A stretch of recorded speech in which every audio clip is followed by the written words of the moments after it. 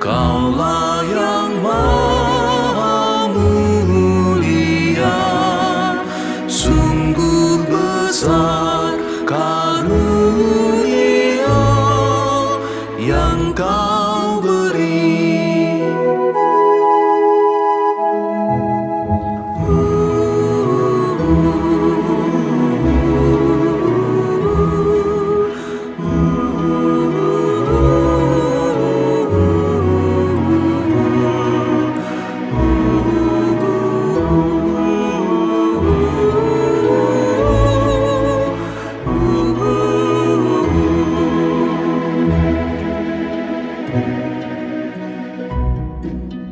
Kasih-Mu nyata terjemah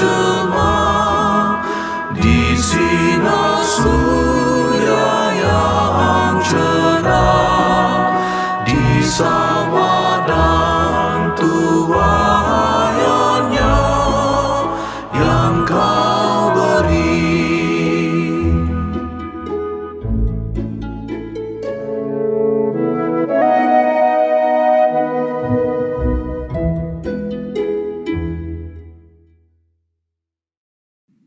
Kita mulai saja. Saya ajak Bapak, Ibu, dan saudara sekalian kita masuk di dalam doa. Mari kita berdoa. Bapa di dalam surga, kami bersyukur untuk kasih karunia, penyertaan, pemeliharaan yang Tuhan sudah nyatakan kepada kami. Malam hari ini sekali lagi kami diberi kesempatan untuk boleh mendengar firman-Mu, merenungkan, memikirkan, menggali kebenaran-kebenaran yang Tuhan nyatakan di dalam kitab suci melalui hamba-Mu.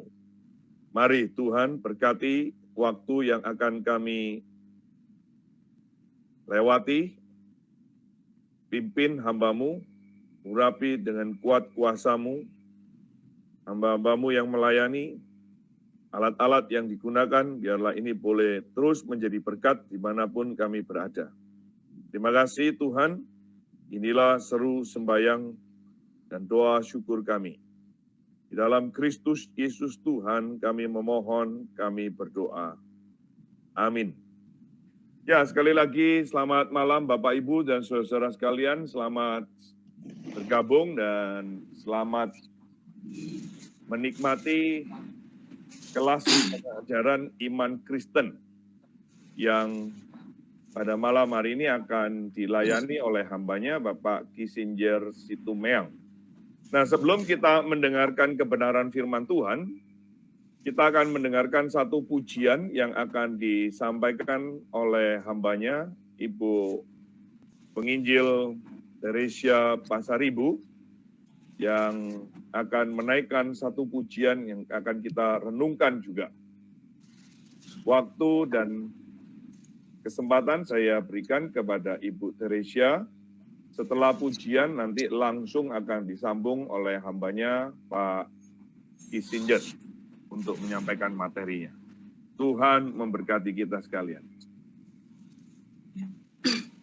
Shalom, selamat malam Bapak Ibu sekalian. Terima kasih Pak Sundoro. Syukur kepada Tuhan Yesus atas waktu yang diberikan pada saat malam hari ini. Bapak Ibu sekalian, pada saat malam hari ini saya akan menyanyikan pujian dengan judul Dia Memeliharakan Burung.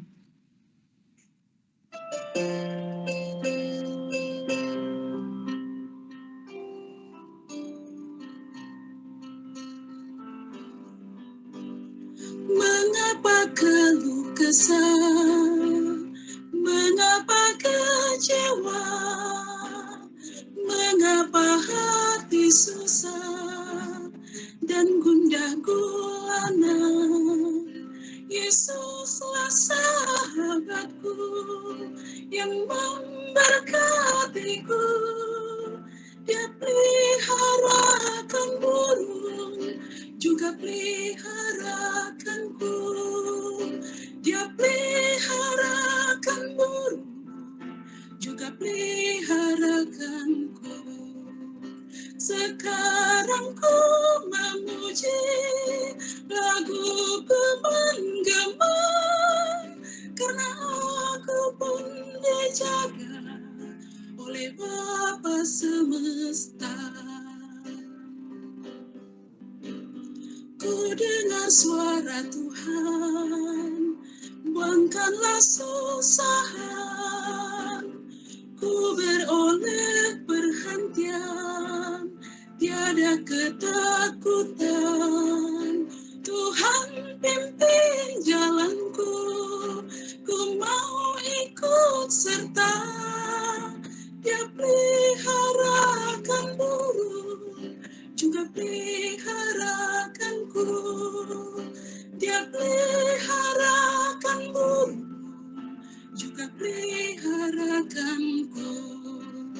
Sekarang ku memuji, lagu ku menggema, karena aku pun dijaga oleh Bapa semesta.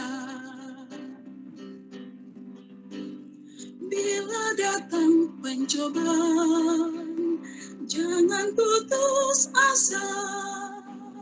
Mengapa tak berdoa, tiada memujinya. Haraplah pada Tuhan, kan pertolongannya. Dia peliharakan burung, juga peliharakanku.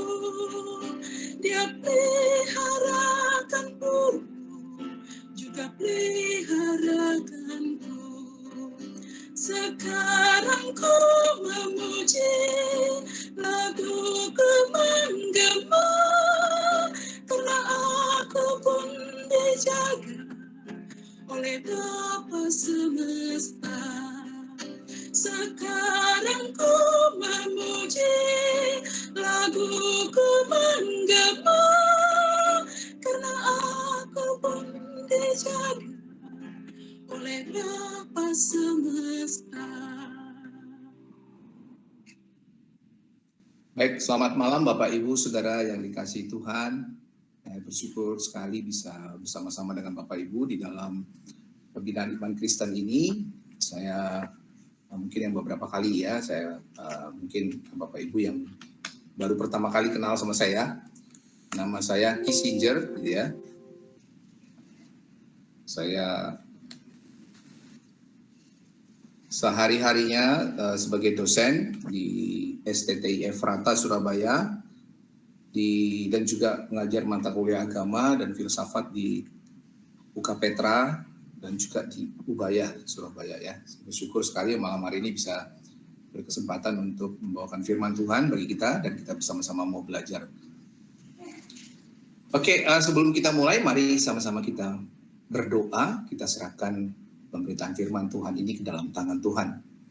Mari kita tundukkan kepala, kita berdoa. Kami mengucap syukur dan terima kasih kepada Tuhan yang memberikan kepada kami kesempatan untuk kami terus mencari kebenaran, mencari Tuhan dan mencari cinta Tuhan yang terus melebai kami, dan kami bersyukur di dalam seluruh kehidupan kami. Kami diberikan kekuatan untuk melewati hari demi hari di tengah-tengah dunia yang tidak menentu dan banyak pencobaan, penderitaan yang harus kami lalui. Tapi kami bersyukur karena Allah yang memberikan kami kekuatan. Bukan cuma itu saja, tapi Allah yang memberikan Kristus bagi kami sebagai jawaban atas seluruh masalah dalam kehidupan kami. Tuhan, kami juga bersyukur karena kami diberikan kesempatan terus merenungkan firman. Itulah kekuatan kami, di dalam kami bisa mengerti apa yang terjadi di tengah-tengah dunia ini. Apa yang harus kami lakukan di tengah-tengah dunia yang tidak beraturan ini. Kami berdoa terus Tuhan, setiap anak-anak Tuhan rindu untuk mencari Engkau di dalam memberitakan firman Tuhan, di dalam merenungkan firman Tuhan, di dalam membagikan Injil Tuhan kepada yang lain. Agar dunia ini penuh dengan cinta kasih Tuhan. Karena itu satu-satunya jawaban kami, jawaban di tengah-tengah ketidakpastian hidup ini. Sekali lagi Tuhan, mohon belas kasihan Tuhan memberkati kami untuk merenungkan firman-Mu. Berkati hamba yang tidak layak, yang berdosa ini, yang jauh daripada sempurna, untuk memberitakan firman-Mu yang sempurna, yang agung, yang mulia adanya. Kami menyerahkan jam di depan dalam tangan Tuhan. Berkatilah seluruh rekan-rekan yang ikut bersama-sama baik dalam Google Meet dan channel YouTube yang kami pakai ini sebagai media kami untuk bersama-sama mau belajar. Sekali lagi Tuhan berkati setiap hati, Tuhan berkati setiap kesempatan ini. Kami menyerahkan ke dalam tangan, dipermuliakan nama-Mu, dalam nama Tuhan Yesus kami sudah berdoa. Amin. Oke, selamat malam Bapak Ibu. Hari ini tema kita adalah Allah, kebebasan, dan kejahatan. Ini sebenarnya beberapa kali sudah sering disampaikan, bahkan sebenarnya isu tentang kejahatan yang terus melanda, lalu dihubungkan dengan keberadaan Tuhan, itu sudah jauh lama sekali ya. Kalau kita lihat di dalam sejarah, Bapak Gereja Agustinus sudah memberikan jawaban-jawaban yang kita sebut dengan teodesi. Bagaimana di tengah-tengah penderitaan itu Allah selalu hadir, dan kadang-kadang atau Tuhan juga memakai penderitaan itu sebagai jalan untuk memberikan kasih-Nya kepada dunia, menguatkan iman orang percaya dan sebagainya. Sama seperti yang Paulus beritakan di dalam firman Tuhan. Dan yang paling lebih viral lagi ketika di abad pertengahan atau memasuki melewati abad pertengahan, memasuki Renaissance gitu ya, diperdebatkan lagi mengenai kenapa ada kejahatan di tengah-tengah dunia ini. Ya, nanti kita lihat David Hume, salah satu filsafat naturalisme, dia mencoba mempertanyakan keberadaan Tuhan di tengah-tengah ketidakpastian atau di tengah-tengah kejahatan yang ada. Nah, sekarang saya coba kembali mengungkapkan ini di tengah-tengah ketidakpastian dunia yang semakin kita lihat, apakah ujungnya nanti akan berakhir seperti apa setelah pandemi corona ini ya, begitu ya. Ini masih tema tentang penderitaan yang ada. Kalau kita lihat setelah mulai meredak corona, bukannya dunia semakin baik, ada perang, langsung dimulai dengan perang ya, perang antara Rusia dan Ukraina. Saya kadang-kadang kaget lihat kenapa dua orang presiden ini gila perang ya, bukan cuman Putin, tetapi juga Zelensky juga gila perang dia gitu ya. Tapi dua-duanya Kristen, saudara. Rusia itu Putin juga orang Kristen dan Zelensky juga orang Kristen gitu ya. Tetapi kenapa dua-duanya gila perang, dan itu mengakibatkan dunia ini kacau balau gitu. Dunia kacau balau, dan setelah itu nanti mau kemana gitu ya. Lagi ramai juga sekarang kita lihat di Eropa juga sudah mulai ada gejolak-gejolak politik. Baru saja Johnson, Perdana Menteri Inggris, mengundurkan diri, nggak tahu masalah etika atau moral, tetapi kita lihat juga ada goncangan-goncangan politik yang terjadi. Karena juga pengaruh resesi ekonomi yang terjadi, kita akan lihat semoga G20 yang ada di Bali nanti mencetuskan sesuatu yang membuat kita bisa punya pengharapan. Apakah seperti itu kita tidak tahu, banyak ketidakpastian ya. Atau mungkin di antara kita Bapak Ibu yang ada sekarang juga pernah mengalami penderitaan yang tidak habis-habis, lalu kita mengatakan sebenarnya apakah saya ini orang Kristen atau bukan sih gitu ya. Atau sebenarnya bagaimana ya? Lalu apa korelasinya antara penderitaan, antara kejahatan yang ada, lalu ada Tuhan dan ada kebebasan, ya? Ada kebebasan manusia. Apakah Tuhan dipersalahkan dengan semua yang terjadi ini? Ataukah sebenarnya karena kebebasan manusia itu yang membuat ini semua terjadi? Gitu ya?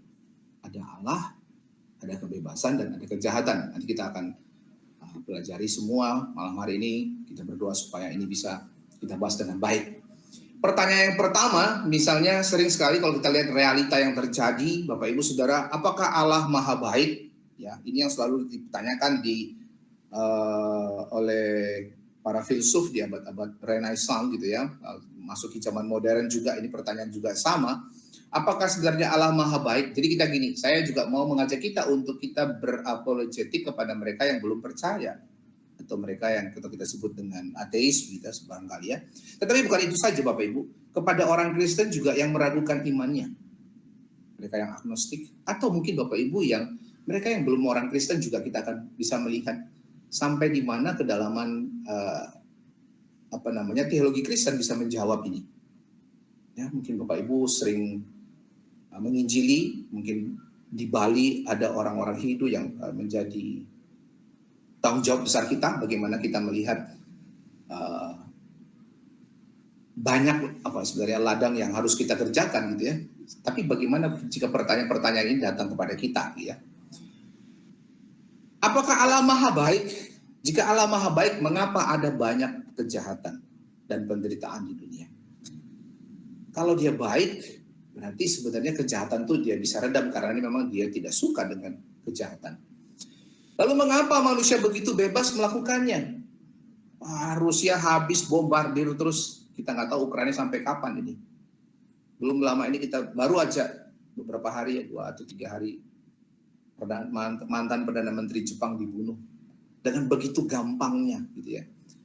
Ini sekarang Jepang sekarang bergejolak, apakah mereka akan mulai lagi dengan militernya mereka yang selama ini mereka sudah tahan-tahan, tidak ada angkatan bersenjata mereka gitu ya. Tidak ada militernya mereka. Tapi karena keadaan dunia yang begitu kacau ini, apakah Jepang juga akan segera merealisasikan angkatan bersenjata mereka? Wah, kita tahu begitu ganasnya orang Jepang ya di Perang Dunia Kedua. Mengapa manusia begitu bebas melakukannya? Nah, jika manusia adalah ciptaan Allah, kalau Allah mencipta manusia, kenapa dia tidak membatasi kebebasan manusia itu sehingga begitu banyak yang dilakukan oleh manusia, kejahatan-kejahatan yang membuat penderitaan demi penderitaan? Pernah nggak kita mengalami sampai kita di titik nadir merasakan bahwa kok nggak selesai-selesai sih penderitaan saya? Apakah sebenarnya Tuhan itu ada? Sampai ke dalam pertanyaan seperti itu. Saya senang ketika kita sampai kepada titik nadir yang paling bawah gitu ya. Kita mempertanyakan keberadaan Tuhan, tetapi dengan disitulah kita lompatan iman yang paling tinggi yang kita bisa rasakan gitu. Sama seperti Yunus ya di dalam perut ikan itu. Apakah Allah itu ada? Pertanyaan apakah Allah ada? Apakah sebenarnya di dalam Alkitab kita diberikan ruang untuk kita bisa bertanya, meskipun kita orang Kristen selalu baca Alkitab, ada pertanyaan di dalam, apakah Allah ada? Nah, saudara, ternyata kita sangat bersyukur ya sebagai orang Kristen itu, Tuhan itu tidak Tuhan yang sembunyi, yang memberikan segala sesuatu lalu dia sembunyi dan tidak mau berdialog dengan kita, tidak mau mengadakan relasi dengan kita. Bahkan Tuhan mengatakan, ujilah aku. Itu membuktikan bahwa kita diberikan kesempatan untuk mempertanyakan keberadaan Tuhan sebenarnya. Tapi ada beberapa jawaban di dalam Alkitab kita melihat bagaimana kita bisa mengetahui Tuhan. Coba kita baca di Ibrani pasal 11 ayat 6. Saya bacakan untuk kita di sana, Ibrani pasal 11 ayat 6. Tetapi tanpa iman tidak mungkin orang berkenan kepada Allah. Sebab barang siapa berpaling kepada Allah, ia harus percaya Allah ada dan bahwa Allah memberi upah kepada orang yang sungguh-sungguh mencari Dia. Jadi dengan apa kita mengetahui Allah ada? Melalui iman. Alkitab mengatakan seperti itu.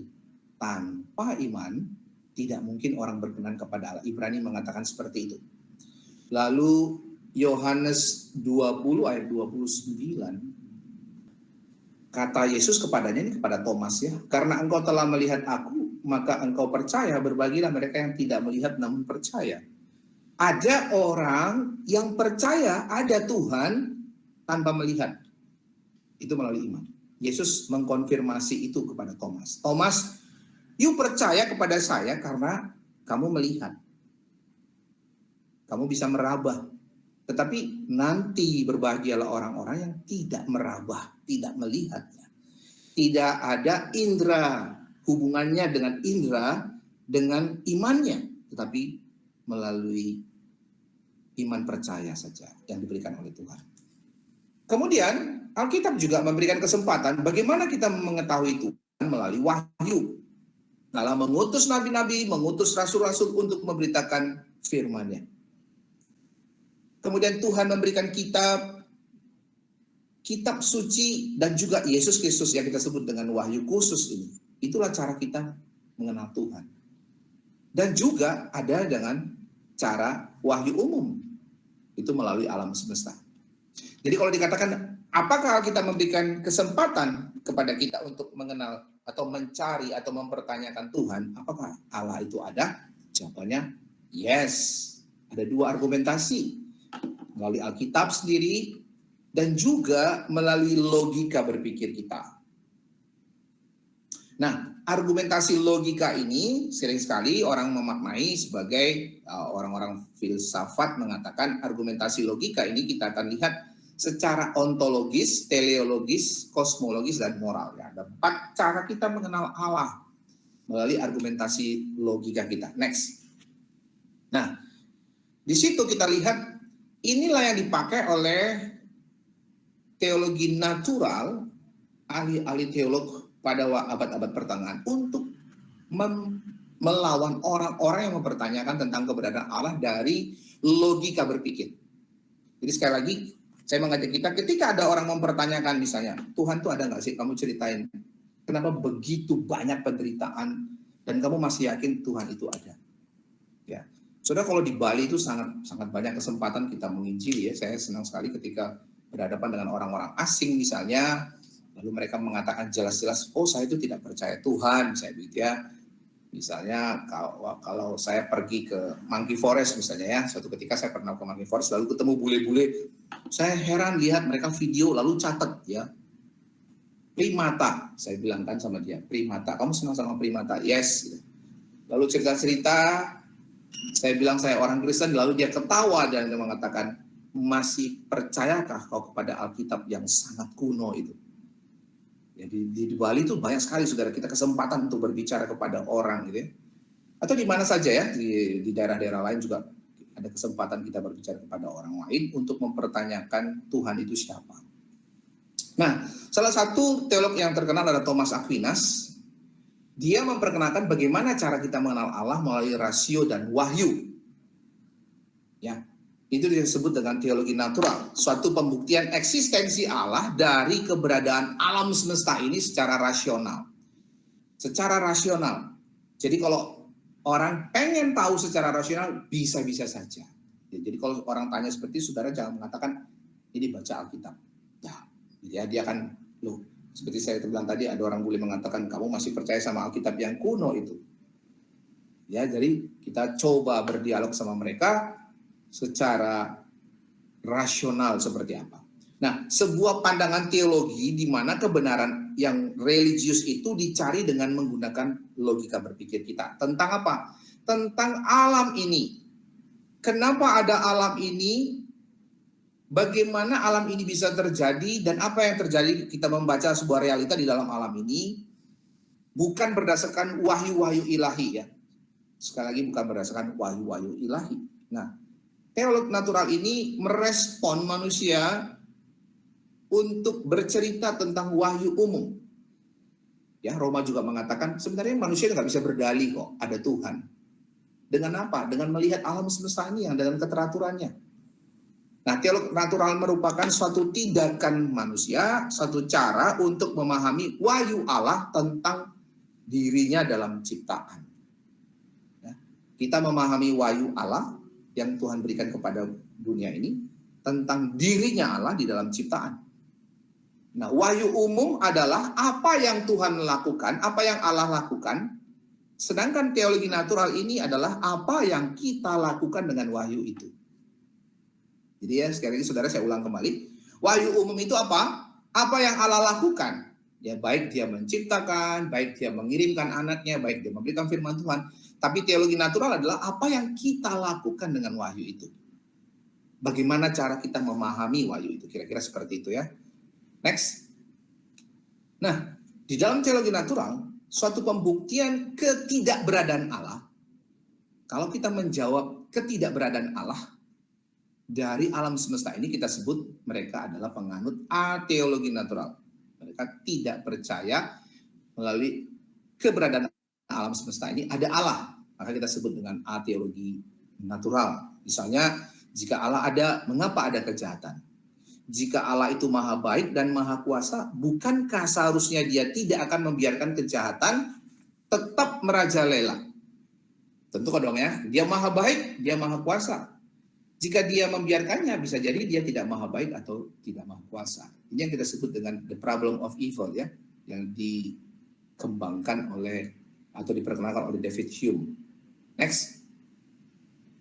Nah, contoh premis yang dilakukan oleh David Hume, dia adalah seorang ateolog natural, saya katakan tadi, dia mengatakan, misalnya premis yang pertama dibilang gini, Allah itu oke. Kamu mengatakan Allah itu berkuasa, oke. Dia misalnya ikut aja ya, Allah berkuasa, oke. Allah maha baik, oke. Yang ketiga, ada kejahatan. Kita lihat realitanya ada kejahatan. Nah, David Hume mengatakan, apakah Allah sebenarnya menginginkan mencegah kejahatan? Namun tidak dapat. Karena apa? Realitanya ada kok kejahatan. Kalau Allah ingin, karena dia maha baik, dia ingin mencegah kejahatan, namun kejahatan itu tetap ada. Dia tidak punya kuasa. Atau kita katakan dia tidak maha kuasa. Yang kedua, apakah ia dapat mencegah karena dia adalah maha kuasa? Dapat dia mencegah. Tapi dia nggak mau. Karena apa nggak mau? Realitanya memang ada kejahatan. Maka David itu mengatakan kalau gitu kesimpulannya adalah Allah itu jahat. Yang ketiga, apakah ia dapat maupun ingin? Jadi dia dapat nggak? Dapat, karena dia maha kuasa. Ingin nggak? Ingin. Bagaimana bisa ada kejahatan? Kenapa ada realita? Maka jika memang ada Allah dan dia adalah maha baik dan maha kuasa, kenapa realitanya tetap ada kejahatan? Kita kalau melihat misalnya, lahirlah orang-orang yang gila, ya orang-orang yang dengan sadis ya, psikopat gitu ya, suka membunuh orang gitu. Di setiap zaman ada aja itu, ya ada Hitler, ada macam-macam. Ya, Indonesia juga nggak kalah dahsyatnya dengan Hitler, saudara. Konon pembantaian katanya yang merupakan orang-orang yang ikut terlibat di PKI itu di Indonesia lebih dari 5 juta orang, saudara. Lebih dari 5 juta, hampir sama dengan Hitler kalau kita samakan ya. Itu dibantai untuk meredam PKI yang ada di Indonesia. Jahat nggak? Jahat banget. Maka Hume menyimpulkan apa? Allah versinya Alkitab itu sebenarnya nggak ada. Nggak cocok.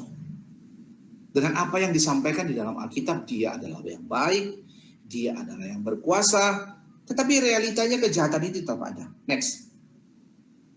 Maka coba kita lihat kembali kepada diri kita, saudara. Saya juga nggak tahu ya, mungkin di antara kita ada yang belum percaya kepada Tuhan yang ikut malam hari ini. Saya bersyukur sekali dan semoga juga kita bisa belajar bersama-sama. Tapi mungkin Bapak Ibu yang sudah menjadi orang Kristen, apakah keberadaan kejahatan ini memberikan kesulitan kepada kita untuk kita tetap beriman kepada Allah? Punya perasaan itu nggak? Harga-harga naik, nggak selesai-selesai ini. Habis itu kita akan beli BBM yang subsidi pakai My Pertamina, nggak tahu nanti seperti apa juntrungannya. Sudah coronanya sudah mulai turun kemarin-kemarin, sekarang naik lagi. Harga-harga terus akan naik. Ketika perang ini nggak selesai-selesai, kita menyalahkan perang, tapi juga di negara kita ribut juga nanti akan terjadi macam-macam. Kita lihat, baru saja kita lihat 2-3 hari yang lalu, sebuah sekolah teologi, ya, pondok pesantren, ya, dengan, rasanya tidak pantas ya, kita mengungkapkan itu tidak pantas. Seorang tokoh agama melakukan hal seperti itu. Dunia pendidikan menangis, agama itu sebenarnya menangis. Saya mau katakan Indonesia ini sebenarnya negara yang beragama, tapi kondisi kita sekarang realitanya apa sih? Mau jujur aja kita katakan, kita sebenarnya mabuk agama, bukan beragama. Negara kita lagi mabuk agama. Dikit-dikit kesenggol dikit, ngamuk gitu ya. Ada orang masak rendang pakai babi ngamuk. Kenapa begitu banyak kejahatan yang terjadi? Selain kejahatan natural, gempa bumi. Pinteran ya. Gempa bumi, gelombang pasang lah, wabah penyakit lah. Lalu manusianya ada kebodohan, arogansi, kekejaman, macam-macam. Ya. Kalau kita lihat Niniwe, kenapa Yunus tidak mau? Karena orang Niniwe itu begitu kejam sekali. Begitu kejam sekali. Sama mungkin dengan tentara Jepang yang kejam ya, terhadap Indonesia.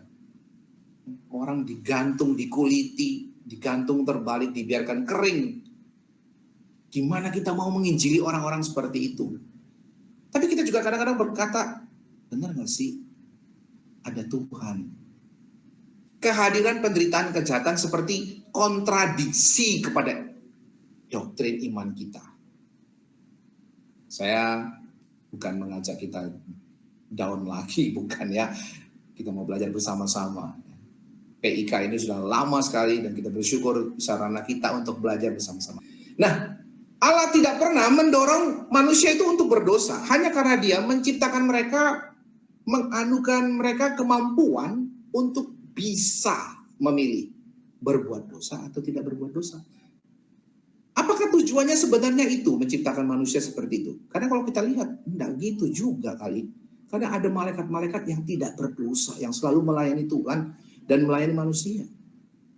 Kalau gitu, begitu besar kemurahan Allah, sehingga dia tidak membatalkan penciptaan makhluk atau manusia itu, meskipun di dalam prapengetahuannya dia tahu Adam itu akan makan buah pengetahuan yang baik itu.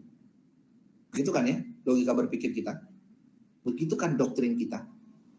Sebenarnya Tuhan tahu nggak sih Adam itu bakal berdosa? Kenapa dia ciptakan lagi? Dia berikan ujian. Kalau dia tahu sebelumnya, kenapa itu dilakukan? Apakah tujuannya sebenarnya agar membuat manusia ini tambah banyak, lalu tambah sesuka-sukanya, lalu nanti endingnya, ceritanya, misalnya gini ya, Tuhan itu kan lebih kuasa daripada manusia, lalu dia mengatakan, tuh kan, oke, kamu boleh melakukan apa saja, tapi saya yang paling berkuasa. Apakah seperti itu? Tetapi tidak, saudara.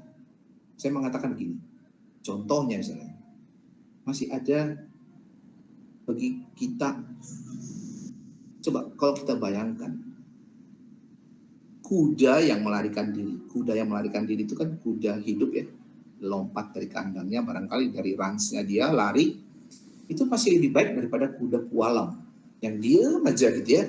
Kita bisa elus-elus tapi nggak ada gunanya kita, nggak ada enaknya, nggak ada apa ya, nggak lebih berarti daripada kuda yang liar itu. Ya. Oke, next. Nah, kita coba lihat ya di dalam argumentasi yang keempat tadi yang saya katakan bagaimana caranya kita mengenal Allah. Argumentasi logika keberadaan Allah yang pertama ontologis. Argumentasi ontologis ini adalah argumentasi yang membuktikan keberadaan Allah melalui perwujudan sosok yang maha sempurna. Misalnya gini ya, alur berpikirnya, keberadaan atau eksistensi yang mulia, yang agung dari ketidakberadaan. Sehingga kalau kita lihat ada sosok yang besar yang bisa kita bayangkan, kalau kita katakan namanya Allah, maka coba kita bayangkan ketika itu tidak ada. Bisa nggak?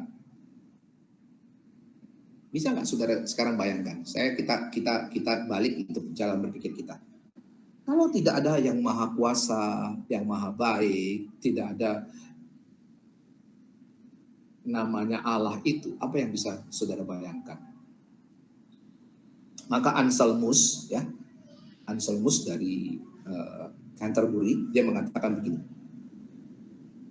Tuhan itu adalah pengada yang membuat segala sesuatu ada, yang tidak dapat dipikirkan. Ada sesuatu yang lebih besar daripadanya. Ketika saudara bisa berpikir lebih besar daripada Allah, ya. Ketika saudara bisa berpikir, misalnya gini ya, saudara hopeless karena penderitaan begitu banyak, karena kejahatan begitu banyak, saudara coba berpikir, kayaknya jalan solusinya adalah ada yang lebih besar daripada Allah. Kalau saudara bisa berpikir di situ, maka Allah itu tidak ada. Ya. Levelnya lebih sedikit lebih besar daripada Allah itu, maka Allah itu tidak ada. Kalau begitu, selalu error, kita mencari Allah itu selalu error. Maka Alvin Plantinga mengatakan Tuhan ada, Tuhan itu ada. Asalkan secara logis ada kemungkinan baginya. Ketika saudara berpikir begini, gak mungkin deh ada yang lebih tinggi daripada dia. Pasti ada satu yang tertinggi. Maka yang tertinggi itu pasti Allah. Asal ada cara logis untuk berpikir seperti itu, pasti ada Tuhan. Nah, disitulah wahyu umum itu, saudara. Ketika orang-orang belum mengenal iman Kristen itu, di dalam dirinya ada connect gitu ya. Gak mungkin, gak ada yang terbesar, ter itu ya, yang paling tinggi itu. Gak mungkin gak ada, pasti ada. Nah, Alvin Plantinga mengatakan, di situ ada Tuhan. Oke, next. Berikutnya argumentasi teleologis. Argumentasi teleologis itu disebut juga dengan fisikoteologis. Dia dikenal sebagai argumentasi yang perancangan atau argumentasi yang cerdas. Artinya gini, kalau kita lihat alam semesta ini, kok keren banget, gitu ya, teratur banget. Matahari terbit dari timur ke barat, lalu rapi, tumbuh-tumbuhannya juga rapi sekali, gitu ya. Kok teratur sekali, lalu kita lihat pemandangan yang indah itu, siapa penciptanya?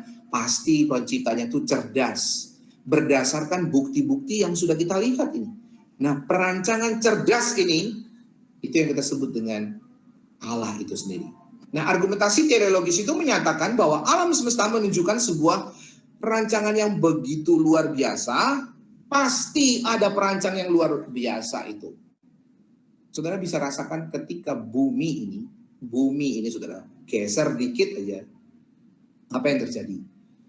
Ya, kita bisa mati, saudara. Kita bisa mati. Kalau saudara pernah masih ingat tentang tsunami yang ada di Aceh, yang memporak-porandakan Aceh itu ya, 100.000 orang lebih mati. Itu konon katanya ada geseran lempengan di bawah dasar laut itu hanya bergeser tidak lebih daripada 10 cm. 10 cm geser, maka akibatnya membuat air ke atas naik lebih dari 10 meter. Geser dikit aja kita sudah gak karu-karuan ya. Maka seluruhnya balance. Elemen-elemen atmosfer di dalam bumi ini balance semua, saudara. Kalau tidak akan mati kita. Maka banyak orang berpikir, siapa perancang cerdas ini? Dimulai dari Socrates mencoba mengatakan bahwa ada perancang cerdasnya. Lalu dikembangkan kembali oleh Thomas Aquinas yang tadi saya katakan, yang mengemukakan teologi natural tadi. Ya, oke, next. Itu dari argumentasi teleologis, kita cepat saja. Nah, sekarang kosmologis. Apa itu argumentasi adalah, kosmologis adalah argumentasi formal. Formal itu melalui riset, menyimpulkan, membuktikan keberadaan Tuhan berdasarkan fakta-fakta yang ada. Klaim-klaim kebenaran yang ada melalui alam semesta ini. Sebab akibatnya. Ya, ketika ada sesuatu, ada yang menyebabkan. Ya, harus ada penyebabnya, maka terjadi sesuatu. Ada faktor ada satu faktor yang tanpa sebab yang mengakibatkan adanya segala sesuatu. Maksudnya yang menyebab ini dia tidak disebabkan gitu ya. Harus ada satu yang menyebabkan segala sesuatu terjadi.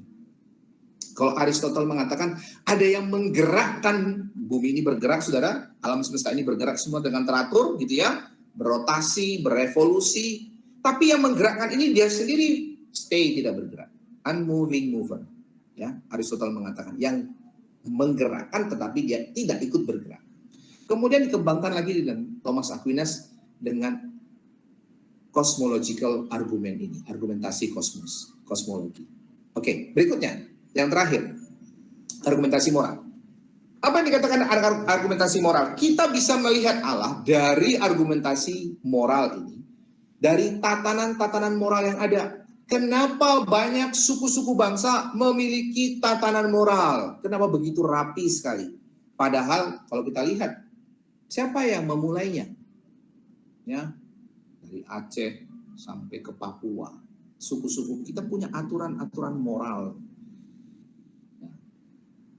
Disitulah argumentasi moral ini mengatakan sebenarnya ada yang pertama sekali memberikan tentang tatanan moral ini. Itu yang disebut dengan Tuhan. Kalau kita lihat sejarah membuktikan gitu ya, orang-orang punya kesadaran akal benar dan salah. Kenapa mereka punya kesadaran itu? Kenapa membunuh, berdusta, mencuri, tindakan-tindakan asusila itu secara hukum moral, secara umum orang menolaknya. Dari mana muncul kesadaran itu? Gitu ya. Dari mana muncul kesadaran itu? Ini pencetusnya adalah Immanuel Kant. Ya. Lalu C.S. Lewis mengatakan seperti ini, saudara. Hati nurani kita menunjukkan pada kita ini hukum moral yang sumbernya tidak dapat kita peroleh dari hal-hal yang ada di duniawi ini. Gak mungkin. Saudara tidak mungkin menyusun hukum moral meskipun itu saudara tidak mengenal Allah dari realita dunia ini. Tidak. Terjadi di dalam diri kita melalui hati nurani. Siapa pemberi hati nurani itu? Nah, itu yang kata si C.S. Lewis itu adalah dialah pembuat hukum supernatural. Oke, berikutnya. Nah, sekarang kita lihat. Tadi kita lihat bagaimana cara argumentasi tentang keberadaan Allah. Kita sekarang melihat kejahatan sekarang. David Hume, seperti yang saya katakan tadi, dia ateolog natural. Ada begitu banyak kejahatan di dunia, dikatakan ada ancaman-ancaman dari luar, ada ancaman-ancaman dari internal diri kita sendiri. Bahkan dari internal ini lebih mematikan katanya. Misalnya, saudara punya penyakit yang tidak akan habis-habisnya. Saudara mengatakan sakit ini sudah selesai, timbul lagi sakit ini.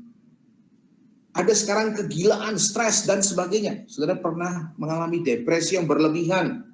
Sekarang penyakit-penyakit stres ini banyak sekali, saudara. Banyak sekali. Mungkin sudah kita ada. Saya pernah cek ke dokter tentang diri saya sendiri. Kenapa asam lambung saya naik tinggi sekali, saya katakan. Lalu saya mengalami sesak napas dan sebagainya. Dokter mengatakan, kayaknya Bapak stres deh. Nah, stres. Kenapa ya? Saya nggak pernah stres ya. Tapi mungkin saja, saudara, karena pekerjaan, karena macam-macam ya. Dalam diri kita, si David itu mengatakan, itu lebih besar penderitaan yang bisa kita alami. Infeksi yang nggak habis-habis, putus asa, kecewa, kejahatan-kejahatan yang tersembunyi di dalam diri kita, menghancurkan kita, menyebabkan kita menderita. Jangankan itu malu, tertekan malu. Baru-baru ini kita lihat yang saya katakan tadi di dalam pondok pesantren. Bagaimana mereka santri yang diperkosa itu, saudara. Malunya luar biasa. Ya. Malunya loh. Bukan cuma itu, saudara. Saudara ikuti yang di Malang gitu ya, di Batu Malang itu. Selamat pagi itu ya. Tahu ya, selamat pagi. Wah, itu mengerikan sekali. Pemiliknya itu pernah dicalonkan oleh Kick Andy, mendapatkan Kick Andy Heroes. Saya salah satu pengagum orang itu gitu ya. Tapi gila begitu dibukakan kejahatannya di dalam asrama. Aduh, ampun sudah. Orang mahasiswi itu takut, tertekan, tapi nggak bisa melakukan apa-apa. Ya, inilah kejahatan yang paling jahat, kata David Hume. Masa kita nggak merasakannya? David Hume mengatakan semua orang merasakannya. Nggak ada yang tidak merasakannya. Apakah saudara tidak pernah merasakannya? Ada penderitaan dari dalam diri kita. Next. Kalau gitu pertanyaan, dari mana semua ini kejahatan? Mengapa Tuhan izinkan kejahatan? Apakah kejahatan ini dari rencana kekal Allah? Kadang-kadang ada orang bertanya gini, Tuhan kalau memang ini rencanamu, kenapa aku diciptakan? Kenapa aku diciptakan jadi masuk dari bagian rencanamu ini? Mengapa ada penderitaan? Apakah penderitaan bagian daripada rencana kekal? Next. Sekarang kita masuk ke dalam kebebasan. Apakah manusia memiliki kebebasan? Kehendak bebas, seringkali anak-anak mahasiswa itu kalau katakan, kita kan punya free will Pak, kita punya free will, kita bebas mau menentukan apa saja. Saudara punya pengalaman ketika punya anak remaja, susah sekali diatur? Apa jawabannya dia? Tuhan ciptakan kita punya free will. Papa tenang aja. Waduh, saya kalau lihat anak-anak mahasiswa gitu ya, selalu jawabannya free will begini. Alvin Plantinga mengatakan di dalam argumentasi tentang kehendak bebas, dia berpendapat begini, selama Allah memberikan kehendak bebas kepada manusia, maka akan selalu ada kemungkinan bagi manusia untuk melakukan kejahatan. Ada potensi kita bisa melakukan kejahatan. Ya dong, kalau potensi bebas yang diberikan, itu pasti ada potensi bebas untuk melawan Allah juga. Dan tidak diintervensi oleh Allah. Benar tidak diintervensi oleh Allah? Nanti kita akan lihat ya. Kalau diintervensi oleh Allah, maka jawabannya itu bukan kehendak bebas. Misal begini, anak sekolah minggu tanya, lose, atau Pak Guru tanya, kenapa ular itu pada waktu masuk ke taman, ketika dia mau muncul, langsung Tuhan kaplok kepalanya supaya dia mati. Sehingga manusia itu tidak jatuh ke dalam dosa. Maka Alvin Plantinga mengatakan kalau begitu tidak ada kehendak bebas untuk memilih. Tapi sesungguhnya saudara, kalau kita lihat dunia atau manusia yang diberikan kehendak bebas itu lebih baik daripada dia tidak diberi kehendak bebas. Misalnya saja di dalam hal cinta katanya. Saudara yang pacaran barangkali ya, tanya, apakah kau cinta kepadaku? Misalnya seorang pria tanya kepada ceweknya gitu ya. Atau seorang cewek bisa tanya, apakah kau cinta kepadaku? Iya dong. Apakah ada unsur yang menekan? Atau janji pernikahan juga pada begitu ya, saudara pada waktu konseling pernikah. Apakah ada unsur yang menekan saudara untuk menikahi pasangan ini? Oh tidak. Karena cinta itu harus dinyatakan di dalam kehendak bebas. Cinta harus merupakan pilihan yang sukarela yang dibuat seorang dan tidak bisa dipaksakan. Jadi ketika free will itu dihilangkan, maka kita tidak bisa memiliki cinta. Oke, next. Alvin Plantinga menjelaskan seperti ini, saudara. Gini ya, kebebasan itu apa? Untuk menciptakan makhluk yang punya kapasitas berbuat baik, Allah juga harus menciptakan makhluk hidup yang punya kapasitas berbuat jahat.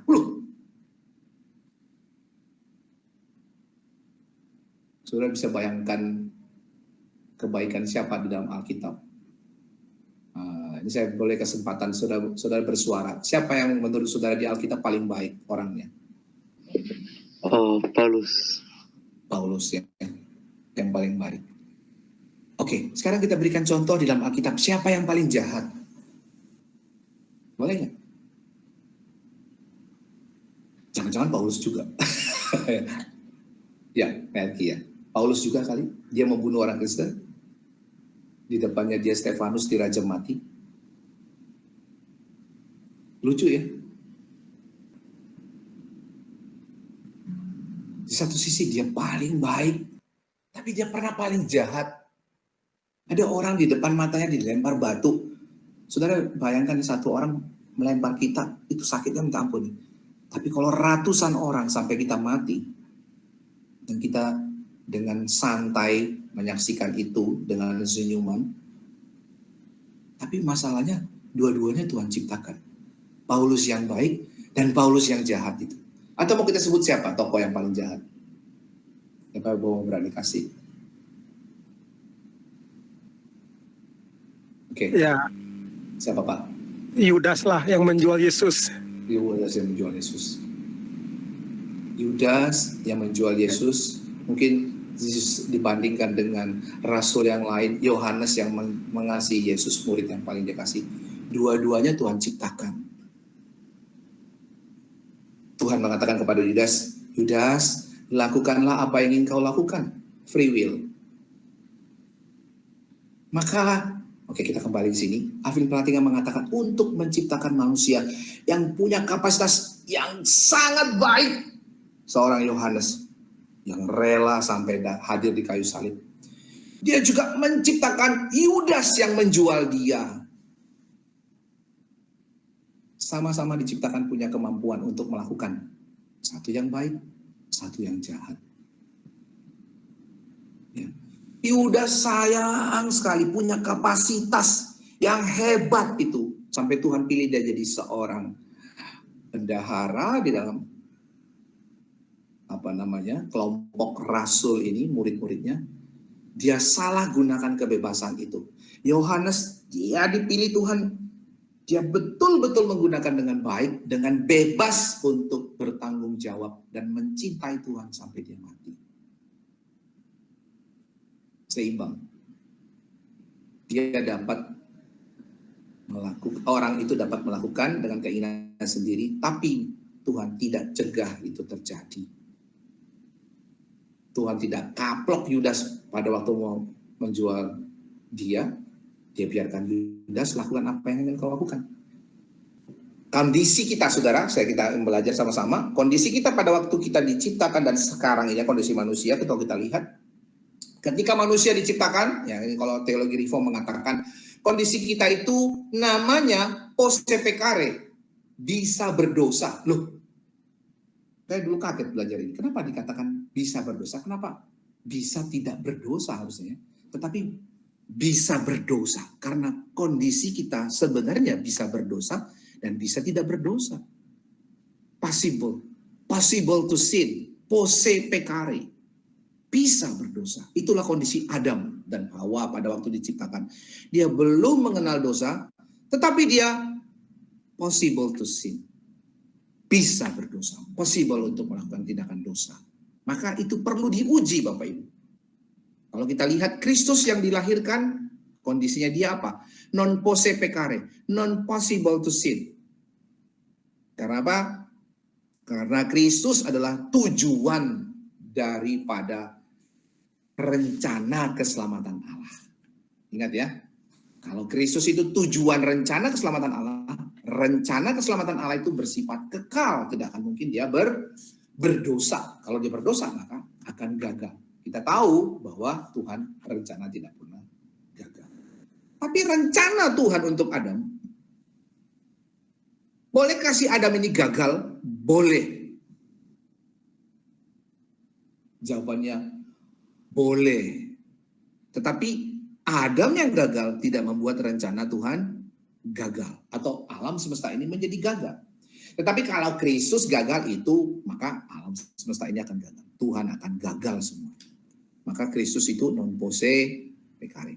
Nah, bagaimana kondisi Adam dan Hawa setelah dia jatuh ke dalam dosa? Namanya non posse non peccare. Not possible to not sin. Tidak punya kemampuan untuk tidak berdosa. Adam itu tidak punya kemampuan untuk tidak berdosa. Nah, ini kondisi kita sebelum kita ditebus oleh Tuhan. Ini kondisi orang-orang yang tidak beriman Kristen, iman yang sejati maksud saya.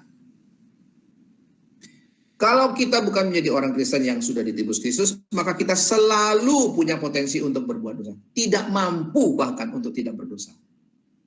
Lalu bagaimana setelah kita ditebus oleh Kristus, kita mampu tidak berdosa. Kita bisa berbuat tidak berdosa. Posse non peccare. Ya, nanti kita akan masuk ke dalam kondisi Kristus non posse peccare ketika kita masuk surga. Kita tidak bisa berbuat dosa lagi. Oleh sebab itu, dari sinilah kita lihat Allah tidak menciptakan manusia seperti robot, ya, innocent automata. Kamu melakukan satu aja. Tuhan ciptakan dua orang misalnya, satu yang baik terus sampai dia mati, lalu ada yang jahat, dia akan kerjakan yang jahat terus sampai dia mati. Saudara, Tuhan tidak ciptakan Kain dari jahat sampai jahat terus, tidak, saudara. Tidak. Ya, Leibniz, seorang teolog, mengatakan dunia yang aktual ini pasti merupakan yang terbaik dari semua yang possible, dari semua kemungkinan yang pernah dipikirkan orang. Ya, maka kalau kita mau menyalahkan Tuhan, kenapa dunia ini begitu jahat? Tapi inilah yang terbaik yang Tuhan ciptakan. Tuhan diperhadapkan dengan lingkup pilihan yang luar biasa. Misalnya kita akan mengatakan gini, oke, saya mau coba merekonstruksi ciptaan Tuhan. Harusnya manusia itu bisa tidak berdosa. Lalu saya utak-atik dengan mengatakan begini, kayaknya boleh deh, potensinya hanya sebagian aja yang dicipta, yang kecil aja manusianya, nanti dia cuma beranak berapa orang ya, ini yang bisa berdosa, yang ini tidak bisa berdosa. Mau kita utak-atik seperti apapun, Leibniz mengatakan ini yang the best-nya. Ini yang paling baik, ciptaan dunia yang terbaik, yang sanggup, saya kasih tanda kutip itu saudara, sanggup itu bukan berarti Tuhan tidak sanggup, maksudnya kalau kita mengatakan mencoba melogikakan yang sanggup dia ciptakan yang ada sekarang ini, maka ini yang terbaik karena maha kuasa Tuhan. Dunia inilah menjadi mungkin adanya. Next. Nah, kalau kita hubungkan, apakah sebenarnya kebebasan manusia ini menjadi asal mula daripada kejahatan?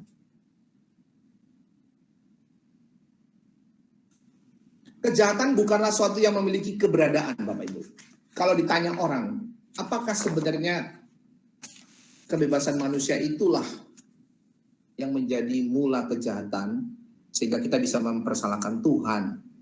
Kalau gitu Tuhan, kenapa kau berikan kebebasan kepada manusia itu? Ya, jawabannya gini, saudara. Kejahatan itu bukanlah sebuah entitas. Bukanlah sebuah keberadaan. Kejahatan itu karena kebaikan itu tidak ada. Karena Adam menghilangkan kebaikan itu. Meniadakan ketaatannya kepada Tuhan. Jadi kejahatan itu sebenarnya absennya atau ketiadaan suatu kebaikan.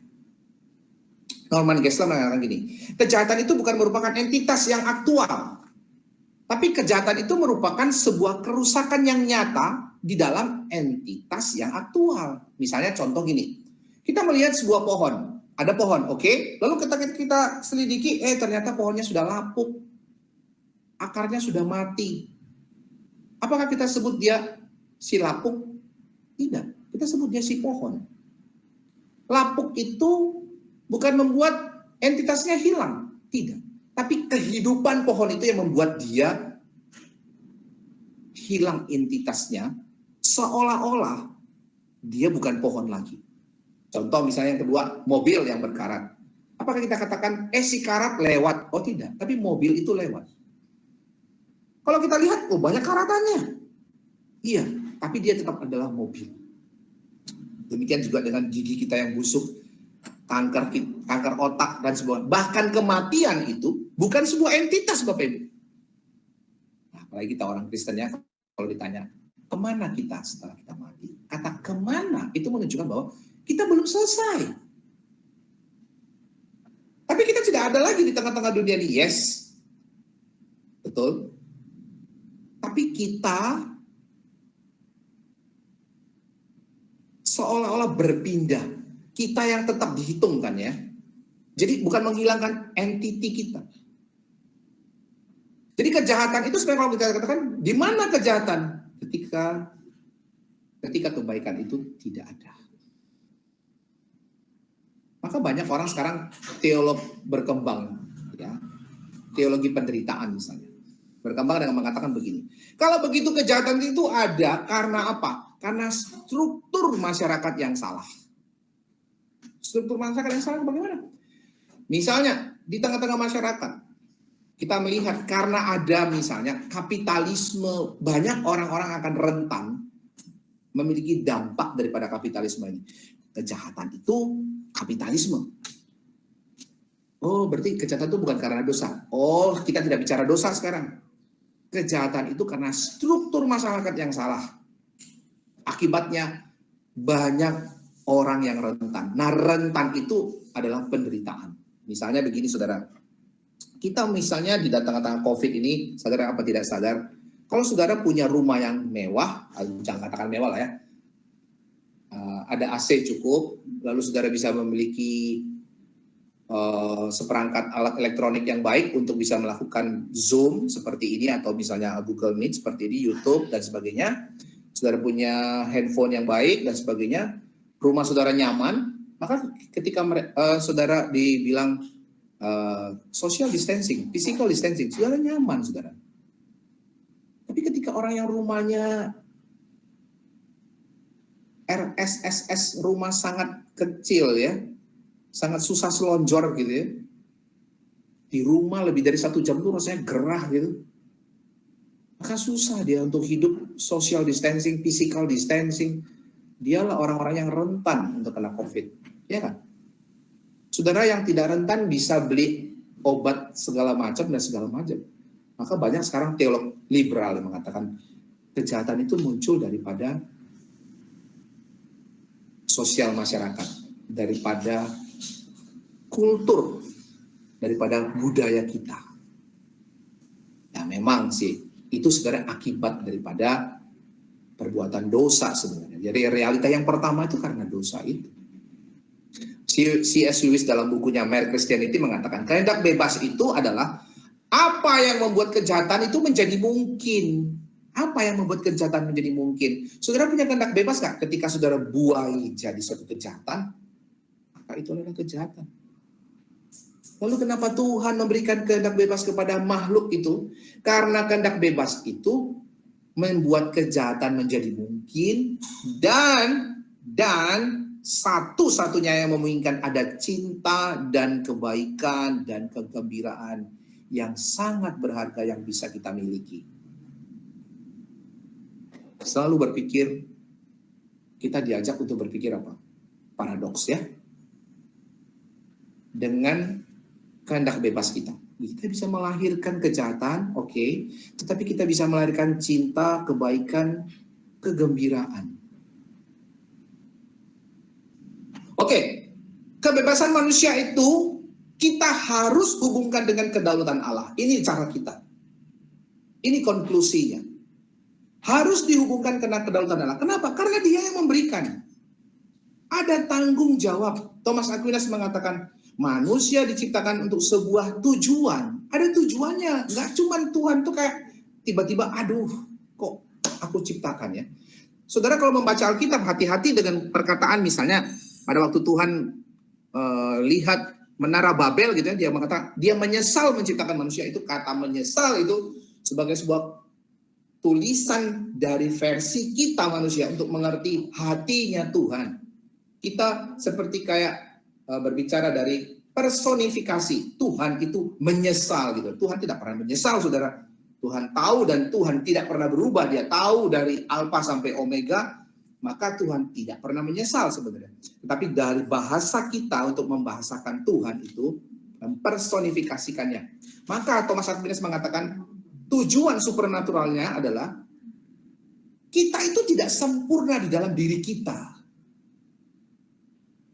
Manusia itu tidak sempurna, saudara. Kebebasan yang diberikan itu membuat kita sebetulnya rentan untuk apa? Menyalahgunakan kebebasan itu. Itulah ketidaksempurnaan kita. Oleh sebab itu kita harus gantungkan itu kepada kedaulatan Allah. Tanggung jawab di Tuhan minta. Saudara coba baca ya. Coba baca Kejadian 3 ayat 9. Kejadian 3 ayat. Sampai mau baca keras suaranya.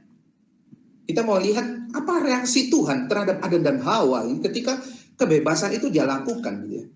Dia lakukan dengan sesuka hatinya. Kejadian 3 ayat 9, tetapi Tuhan Allah memanggil manusia itu dan berfirman kepadanya, di manakah engkau? Oke, terima kasih Pak. Tuhan tanya, apakah dia lihat kebebasan yang dilakukan oleh Adam dan Hawa? Dia makan, dia berdialog dengan setan itu. Tuhan biarkan kebebasan itu. Tapi dia tanya, tidak, dia berhentikan di situ. Di manakah engkau? Itu menunjukkan bahwa free will itu betul-betul free. Mereka gunakan. Tuhan menghargai. Tuhan tidak batasi. Oke, tapi jangan salah. Ketika sudah jatuh ke dalam dosa, Tuhan berikan hukuman. Dan manusia itu Tuhan hukum akan mati. Kata mati itu membuat apa? Free will kita itu bukan lagi betul-betul free, tetapi free will-nya kita itu betul-betul menjadi terikat, menjadi diperbudak oleh dosa. Coba kita baca Kejadian 4 ayat 6 sampai 7. Coba silakan sampai Kejadian 4 ayat 6 hingga 7. Firman Tuhan kepada Kain, "Mengapa hatimu panas dan mukamu muram? Apakah mukamu tidak akan berseri jika engkau berbuat baik? Tetapi jika engkau tidak berbuat baik, dosa sudah mengintip di depan pintu. Ia sangat menggoda engkau, tetapi engkau harus berkuasa atasnya." Baik, terima kasih Pak Sun. Perhatikan, Bapak Ibu sudah perhatikan. Free will-nya menjadi budak dosanya dia. Tuhan sudah ingatkan sama Kain. Mengapa hatimu panas? Mengapa hatimu panas? Kamu iri sama adikmu? Bukan cuma panas, tapi dia mendesain, merancang sesuatu untuk membunuh adiknya. Tuhan sudah kasih tahu itu. Inilah menjadi kondisi kita sejak kita jatuh ke dalam dosa. Inilah membuat kejahatan itu ada. Karena free will itu menjadi budak daripada dosa. Kain itu tidak bisa lagi untuk menahan dirinya. Meskipun itu Tuhan sudah kasih tahu di depan sebelum dia melakukan itu, maka dia lebih memilih budak dosa atau budaknya iblis itu untuk dia bisa membunuh Habel adiknya. Sekalipun Tuhan menghargai begitu besarnya, coba saudara bayangkan posisi saudara pada waktu itu sebagai, ya saya mengatakan kita bukan mau bermain-main playing God, tapi coba kita di atas sedikit pakai kacamata Tuhan.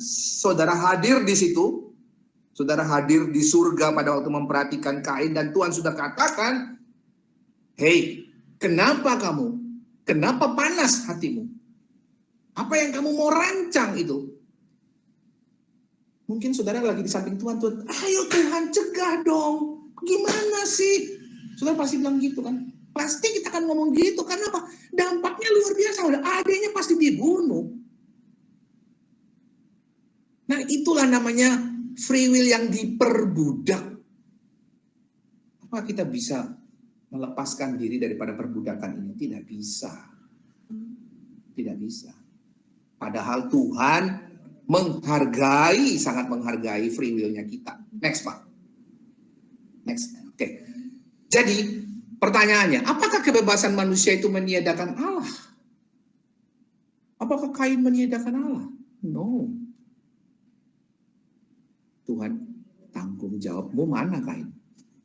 Apakah kebebasan manusia mengakibatkan kejahatan? Ya. Karena ada potensi di dalamnya. Tapi ketika itu digunakan, potensi itu melawan Allah itu, maka itulah menjadi yang memperbudak kita. Sehingga kejahatan demi kejahatan terus akan terjadi di tengah-tengah dunia ini. Kita tidak setuju dengan teologi liberal dan mengatakan, tidak, bukan masalah dosa. Tetapi masalah struktur manusia itu memang diciptakan, dia memang punya bibit dosa. Tidak, kita diciptakan tidak punya bibit dosa. Kita diciptakan punya potensi melakukan apa? Kejahatan. Karena kita diciptakan punya kehendak bebas. Tapi kita tidak punya bibit dosa. Tidak ya. Kita tidak punya bibit dosa. Nah, pertanyaan berikutnya, apakah kebebasan manusia membuat Allah tidak dapat mengontrol alam semesta? Tetap. Efesus 2 ayat 1-3.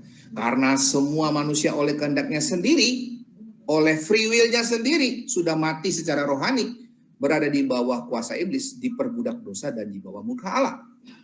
Teruskan, karena untuk diselamatkan manusia harus menerima keselamatan yang disediakan oleh Allah. Cara satu-satunya kita harus menerima keselamatan itu. Kemudian seterusnya, karena keselamatan bukanlah hasil usaha kita, tetapi merupakan pemberian daripada Allah. Ya, oke, next Pak. Oke, nah kesimpulannya Bapak Ibu, mengapa Allah itu baik namun membiarkan kejahatan ada? Kita sudah tahu kan jawabannya kan? Kita tidak akan ragu lagi untuk mengatakan apa. Kenapa Allah membiarkan kejahatan ada? Kita tidak bertanya sampai di situ Bapak Ibu. Sekarang kita lihat bagaimana caranya kita menjawab. Ada satu jawaban yang paling penting sebenarnya dari situ. Apa itu? Kita katakan bahwa di dalam sejarah ada Yesus yang tertulis. Kenapa ada satu peristiwa penyaliban dan ada kubur yang kosong? Karena Allah itu adalah pribadi yang peduli, yang berkomitmen untuk memperbarui segenap ciptanya. Dia berkomitmen memperbaharui. Caranya apa? Dia kirim Yesus itu masuk di dalam sejarah dunia. Dan kita lihat, dia mati menggantikan kita yang berdosa. Sebab itulah kita mau mengatakan, apakah sebenarnya Allah itu baik namun membiarkan kejahatan ada? Dia tidak membiarkan kejahatan ada. Dia tetap Allah yang baik, tapi caranya menyelesaikan kejahatan adalah memberikan anaknya. Memberikan anaknya. Lalu itulah yang dimintakan oleh Tuhan. Hadirkanlah shalom Tuhan di tengah-tengah dunia ini. Sebagai respon kita terhadap apa yang Tuhan sudah lakukan kepada dunia ini dan kepada diri kita. Oke, next Pak. Berapa banyak orang yang berbalik kepada Allah karena jawaban iman Kristen terhadap isu kejahatan dan penderitaan? Ini tugas tanggung jawab kita. Berapa banyak saudara yang saudara bawa? Ketika orang bertanya, kenapa kejahatan tetap ada? Berapa banyak yang saudara bawa? Dan katakan kepada mereka, solusinya adalah iman Kristen. Solusinya adalah Kristus. Berapa yang sudah saudara menangkan? Ketika kita mengalami penderitaan, pertanyaan kita, kadang-kadang pertanyaan kita itu selalu self pity ke dalam diri kita. Mengapa aku? Mengapa sekarang? Mengapa terjadi? Mengapa? Jawabannya, kita sekarang belajar dari pelajaran hari ini. Mengapa Yesus yang harus menanggung? Mengapa Yesus yang harus menanggung penderitaan kita? Mengapa Yesus yang harus menanggung seluruh kejahatan yang ada di tengah-tengah dunia ini? Karena dia peduli. Itulah pengharapan kita. Next Pak.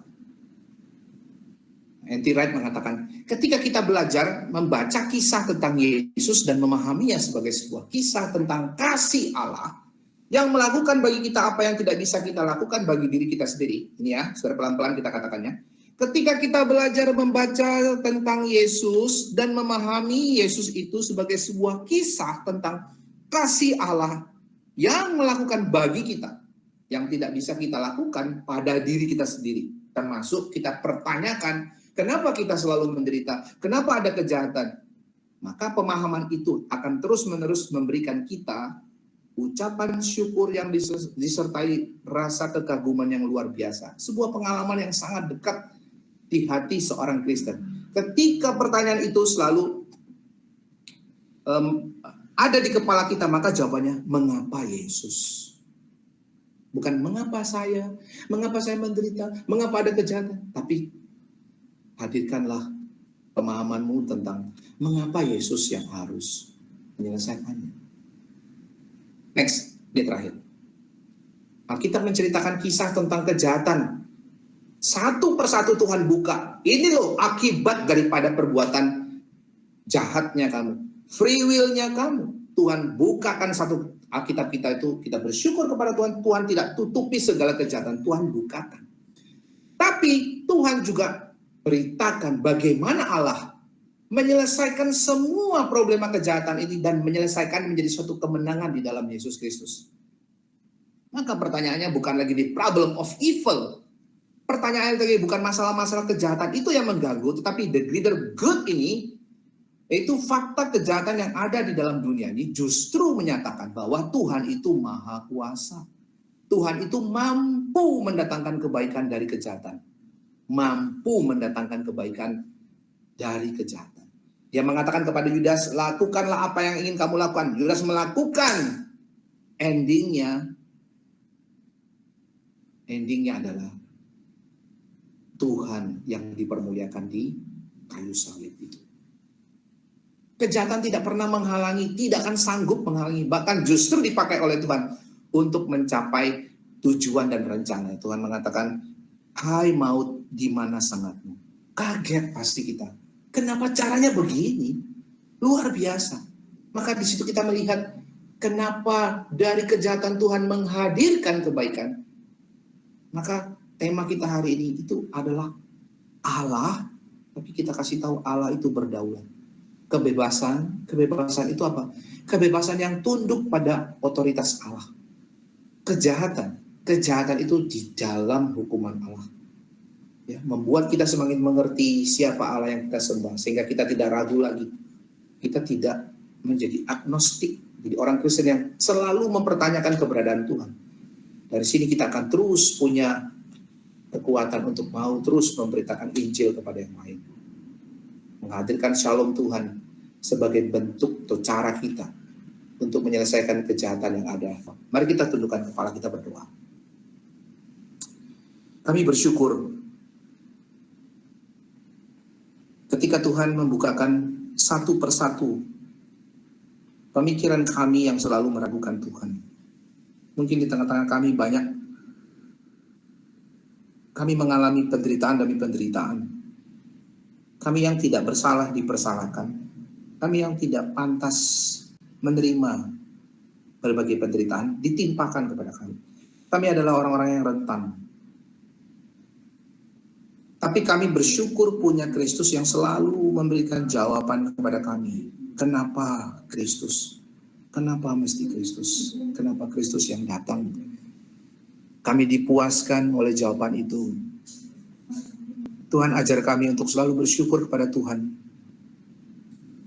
Ucapan syukur kami jauh melebihi daripada penderitaan kami. Ucapan syukur kami jauh lebih daripada kejahatan yang ada di tengah-tengah dunia ini. Ajarkan kami memberikan shalom Tuhan di tengah-tengah dunia ini.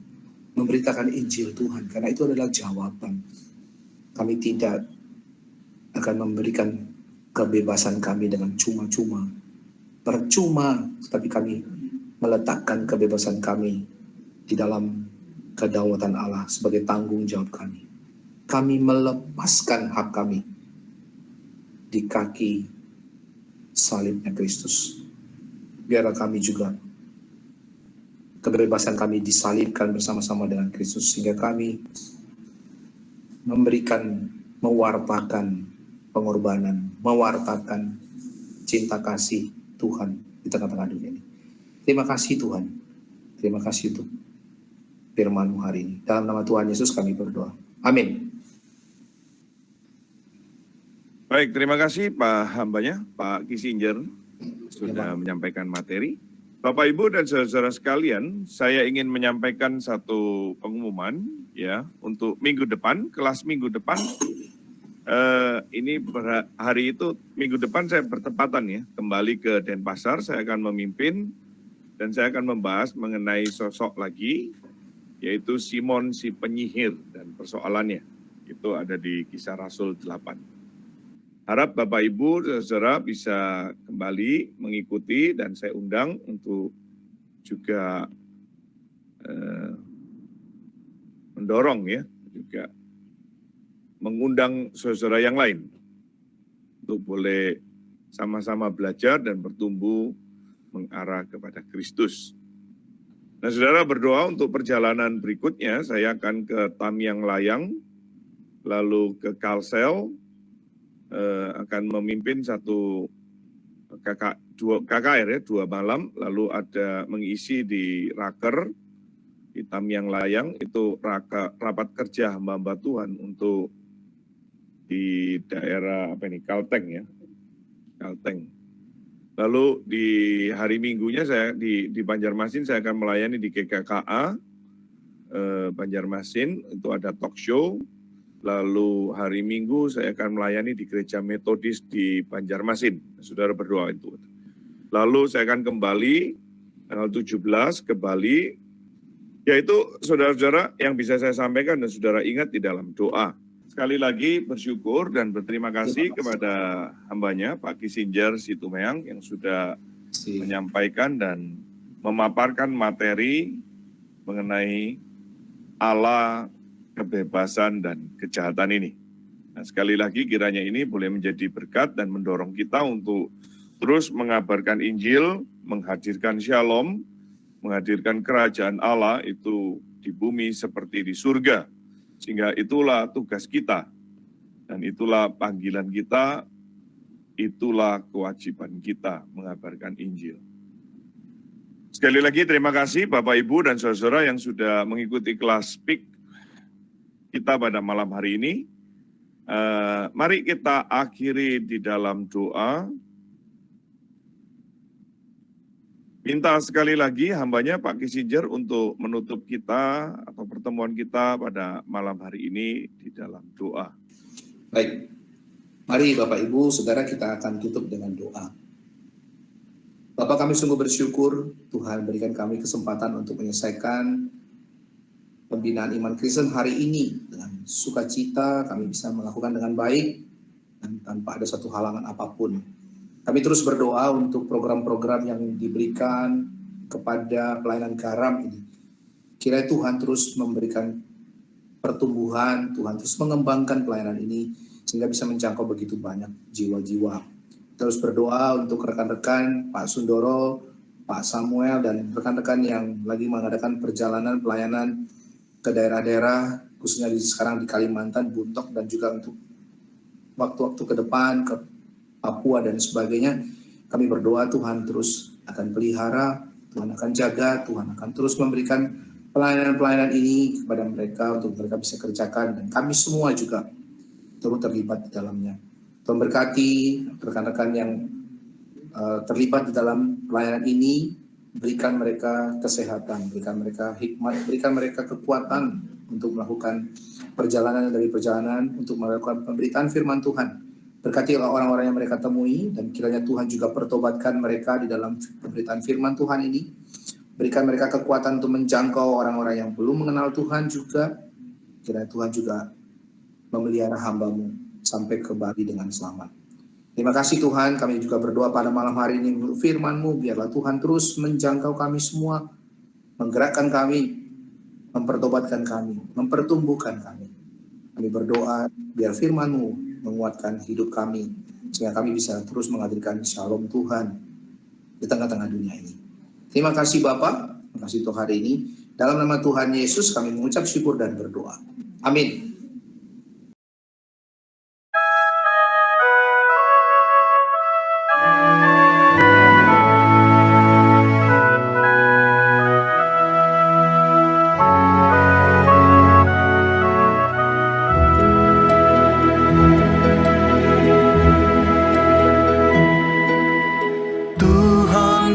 Pencipta semesta, Kaulah yang maha mulia, sungguh besar karunia yang Kau beri.